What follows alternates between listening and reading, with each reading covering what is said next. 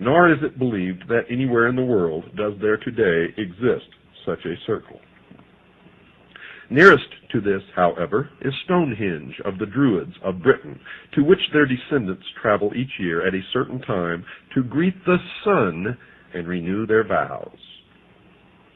This is the first time, therefore, in 5,000 years that any order has attempted to build up this sacred emblem under the stately oak so that people of modern civilization might witness the beauties of the life and religion of the ancient people whose teachings of individual soul development made the glory of Egypt, the lost dreams of all Israel, the teachings of the Magi of Persia, all that was true in India, the splendid philosophy of Greece, the magnificence of the early Romans, the basis of pre-Christian Ireland's great schools, as well as the familiar Holy Grail legends of Britain, Celt, and Gaul.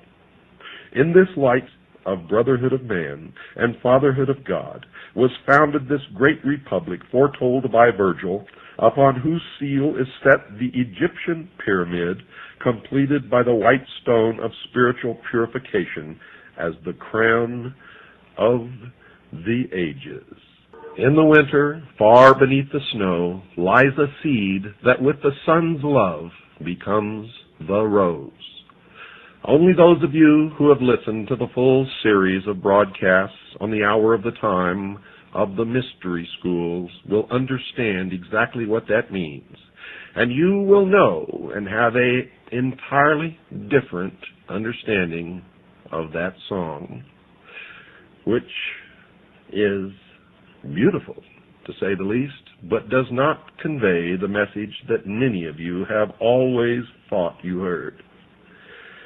You see, the mystery schools speak to each other in symbology, in a symbolic language that they have learned to use over the millennia to hide their real secrets, their real intent, their real work, which has always been from the beginning to reestablish on this earth an ancient government ruled by a council of wise men,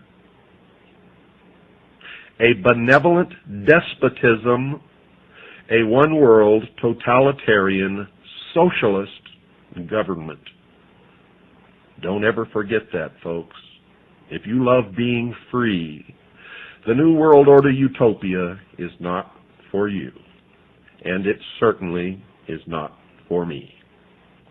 Continuing now from the book entitled Fundamental Laws, the publication of a report of the 68th Convocation of the Rose Cross Order, during which they admit the existence of the Illuminati, they admit the existence of the Order, they admit the existence of the Brotherhood, they admit that all of these secret organizations, including Freemasonry, are all the same organization, all working toward the same goal. An incredible admission printed in their own publication, a hardbound book found up on a dusty shelf way back in the rear corner of an old used bookstore.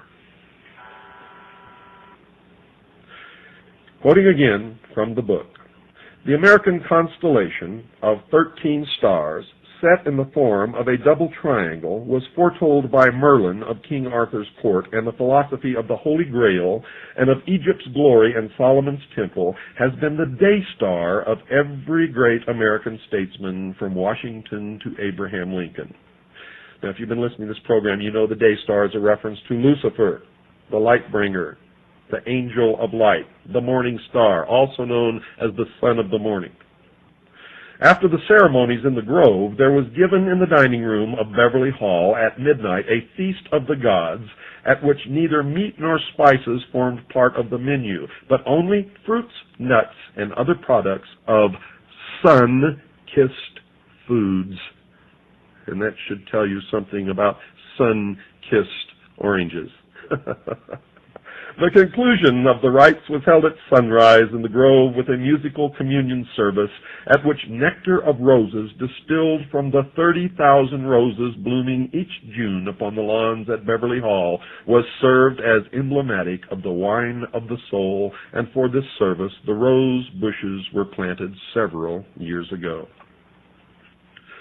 This is also from the book, folks. I wish that all the readers of this book might have been present at the preparation, at the building, and at the dedication of this ancient magic circle. Or I wish that I might be able to give a detailed description of these sublime ceremonies in this book. However, I cannot do this here, though I hope that in some future work I will be able to do so. Sufficient be it to say that when the stone made out of cement by one of the brothers was nearly finished, the dedication took place, and the emblems placed in the stone itself before it was completed were the American Beauty Rose in full bloom. This as a representation or symbol of the soul that has reached full illumination. The mystic ring. This was a solid gold ring belonging to one of the members present, upon which had been engraved the cross and the pentagram. All members of the Magi will know what this symbol stands for. The ring itself, as is known to the Magi, is a protecting agent against all evil or malignant influences when worn during any ceremonial or developing work. And the true magic mirror. This is an emblem of the soul, which when fully developed will act as a mirror to the universe, wherein may be wisdom and truth. Lastly, a complete copy of the private textbook entitled, quote, Ritualistic Occultism, unquote, which contains the ceremonies as made use of by the Magi. And 4 of these ceremonials were made use of by 4 of the Magi in the dedication of the magic circle. When all of this had taken place, the stone was completed, and then later in the day the characters were engraved upon the stone by the brother who had completed the stone. Of the midnight feast to the gods, and of the morning services which took place in the grove, it is not lawful for me to speak at this time. But it is my sincere prayer that all who are enrolled in the sacred schools may someday be present with us and witness these sublime ceremonies, especially as they are conferred in the spring of the year. In the spring of the year. Arrangements were made by the delegates present through voluntary contributions to either buy another large grove, or if that is found impracticable, to build a much larger hall in the Grove of Osiris, so that advanced ceremonies may be held the coming spring at the 69th Convocation of the Rose Cross Order. Now I'm going to reveal something to you that I have never told you before on this program. I've been working up to it, and now is the time to tell you before I read from the next section of this book. For then you will understand what has been happening in the last 50 years and what is happening now. It was Harry Truman, a 33rd degree Freemason, who signed the United Nations Treaty, who pushed through and signed the United Nations Participation Act.